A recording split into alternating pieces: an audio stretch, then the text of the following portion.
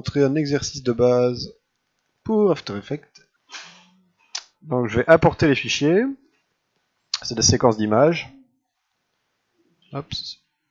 Donc ici c'est l'animation du building. Il faut bien cocher séquence. C'est une séquence target. Si je décoche, il va juste m'apporter une seule image et pas toute l'animation. Voilà, j'importe. Je glisse ici.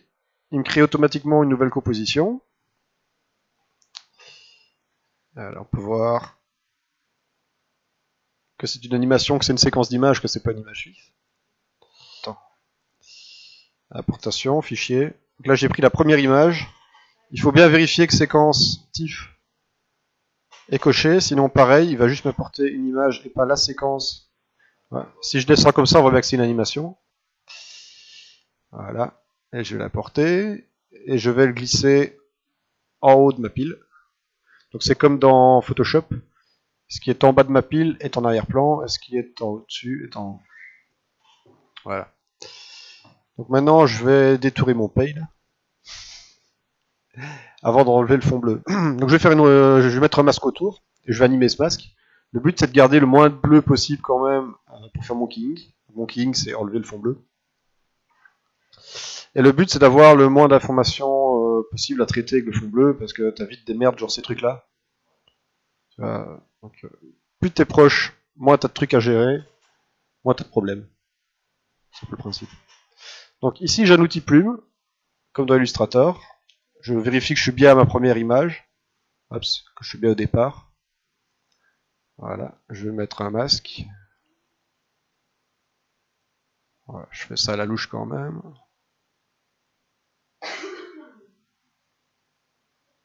Je vais aller plus bas.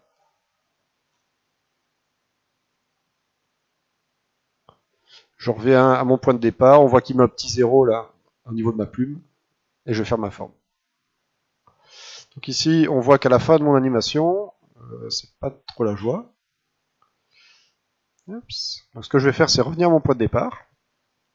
Ici, j'ai une petite flèche.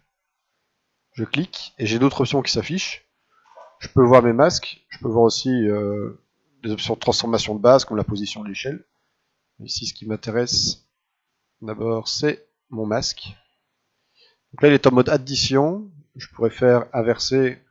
Il me garderait le fond bleu et pas le personnage. Si je mets d'autres masques, je peux faire des intersections, des soustractions avec d'autres masques. Mais bon, ici, je ne vais pas utiliser ça.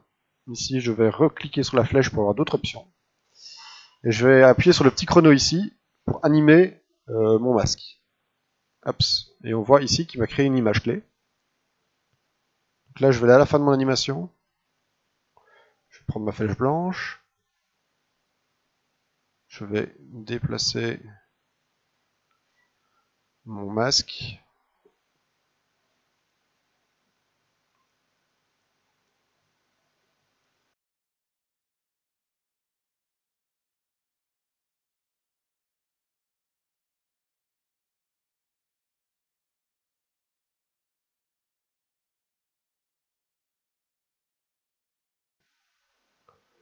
Voilà.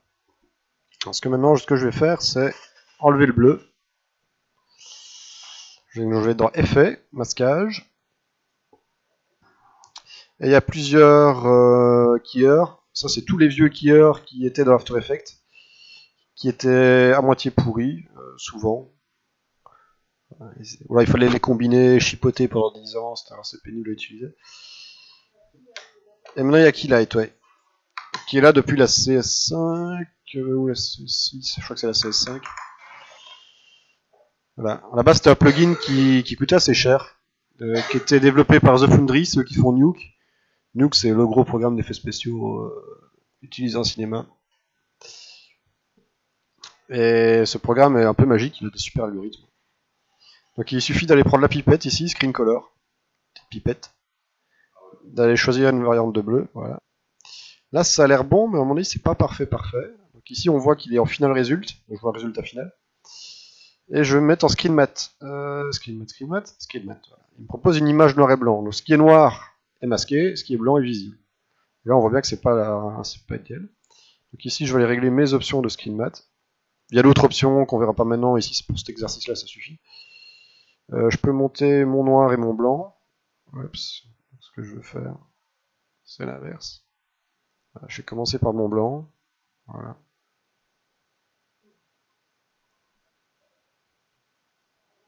Voilà, on voit que si je descends mon noir, on voit que j'ai vite du gris et il faut que le gris s'en aille. Voilà. Ça a l'air correct en gros. Je travaille ici un plan qui est pas en HD, donc c'est peut-être pour ça que c'est pixelisé. Je vais m'en mettre en final result. Ça m'a l'air correct. Il pixelise un peu, non? Non, ça ira bien comme ça.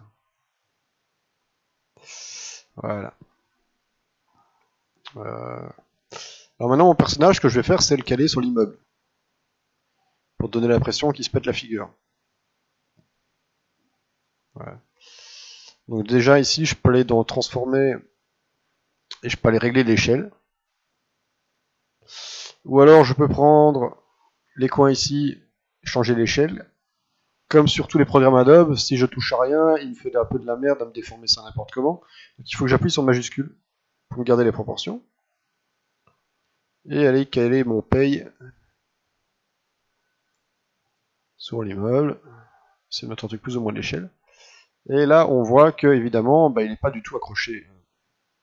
Donc, ce qui m'intéresse, c'est qu'il suive vraiment et qu'il reste sur l'immeuble. Donc, je vais devoir faire un tracking sur l'immeuble et lier le personnage. Donc, je vais remontrer, comme je l'ai montré hier, d'abord ce qu'il ne faut pas faire, c'est plus ce qu'il faut faire. Donc là, je vais faire ce qu'il ne faut pas faire. Je prends le calque de mon building, je fais un clic droit, suivre et stabiliser, suivi de mouvement. Là, il va me faire un tracking d'un point pour cet exercice-ci, ça me suffit. Je vais traquer l'œil de mon aigle. Je vais caler ça là-dessus. Hop, voilà. Je fais play. Il me traque bien mon machin. Génial. Je vais définir la cible et dire que c'est mon mec, mon blonde man, qui suit le tracking. Je fais OK. Je fais appliquer. Et là, on voit qu'il suit le mouvement, mais qu'il n'est pas au bon endroit. Tu vas bien? Voilà, donc tu te dirais, maintenant je vais essayer de replacer mon personnage. Attends. Et je reprends mon personnage et je le remonte. Le problème, c'est que si je fais ça, vu qu'il m'a créé toutes des images clés sur mon personnage, bah non, je modifie juste la première frame, donc il faut pas faire ça. Je vais recommencer mon suivi, ce sera plus simple, plus propre. Voilà, donc suivre et stabiliser, suivi de mouvement, mon point, fais-moi ça. Voilà, et maintenant ce que je vais faire ici, c'est créer un nouveau truc, un nouveau calque. C'est un objet nul, c'est un objet qui sert à rien, sauf d'être une référence. C'est un objet qui est invisible. Je fous trop de ma pile, enfin je m'en fous, hein, ça c'est juste propre. Et définir la cible, je vais aller chercher cet objet nul. Donc le tracking sera appliqué à cet objet. Appliquer, XY, voilà. Donc là on voit que mon objet nul suit bien le mouvement. Et maintenant ce que je vais faire, c'est dire à mon mec de suivre l'objet nul. Donc de faire pareil que lui. Comme ça ses propriétés seront même indépendantes du tracking. Donc ici je vais dire que mon personnage, donc c'est un truc de parent-enfant. Le papa suit la maman, un peu comme si tu tires sur ta main, le bras vient avec. C'est le même principe. Donc ici je vais choisir mon objet nul, ou alors j'ai un petit colimaçon aussi qui me permet d'aller linker comme ça. Voilà. Et là on voit que mon personnage suit. L'avantage c'est que si je trouve que mon personnage il est pas au bon endroit, je peux le foutre là si je veux, il suivra. Et je peux même remettre des points de transformation, indépendamment de mon personnage. Je peux dire que mon personnage, à ce moment-là, il est là. Je peux animer ma position. Et dire qu'à ce moment-là, il est dans le vide. Il saute. On va le faire sauter. Ah. Non, parce que là, je change les propriétés de mon personnage, pas de mon objet nul. Il continue à suivre le tracking, mais en même temps, il a une animation qui lui est propre.